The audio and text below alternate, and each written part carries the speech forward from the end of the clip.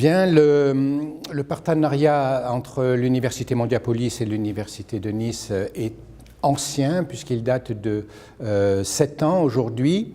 Il est issu d'une stratégie globale de l'Université de Nice qui a délocalisé ses diplômes à travers le monde, puisque nous travaillons actuellement avec 13 pays différents.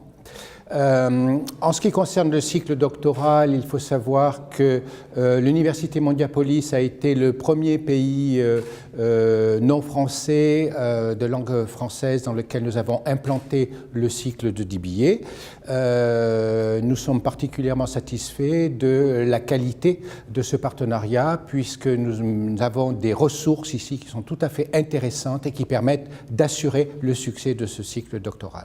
Alors, il y a quand même une différence entre le cycle master-recherche qui est destiné à des étudiants qui sont en formation initiale et qui envisagent de poursuivre dans le cadre d'une thèse de type PhD, une thèse d'État. En ce qui concerne les étudiants de DBA, nous exigeons une expérience professionnelle. Le DBA est destiné avant tout à des professionnels en activité qui souhaiteraient partager leur expérience et donc qui voudraient être accompagnés dans les outils et les méthodes à mettre en œuvre pour avoir une démarche scientifique qui permette justement d'améliorer des connaissances directement opératoires dans les entreprises. Alors pour s'inscrire dans un doctorat académique, il y a plusieurs conditions qui doivent être réunies. La première, c'est disposer d'un master recherche. La seconde, c'est de disposer d'un directeur de recherche qui accepte de diriger vos recherches. Et la troisième, c'est d'avoir un laboratoire d'accueil.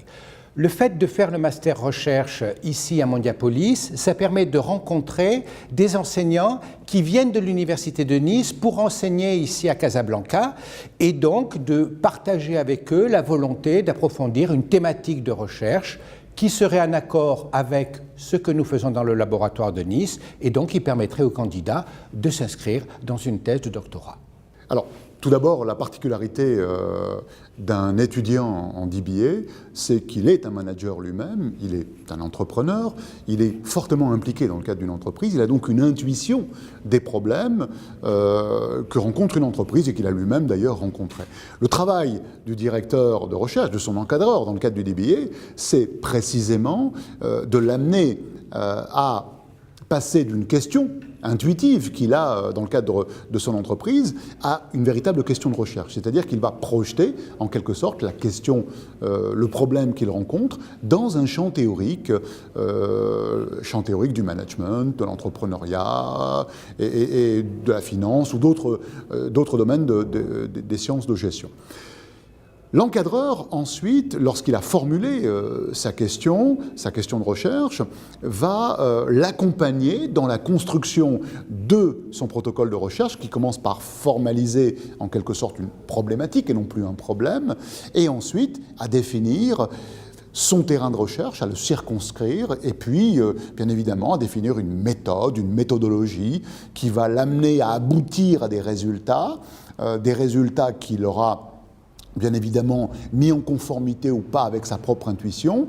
Et tout le travail de l'encadreur va être de l'accompagner dans ce protocole pour ensuite l'aider à interpréter les résultats, à les discuter et à produire une connaissance qui devient une connaissance académique nouvelle dans une logique de découverte que seuls les étudiants de DBA, avec leur expérience, avec leur intuition du terrain, peuvent produire. Et c'est là toute la particularité du DBA aujourd'hui.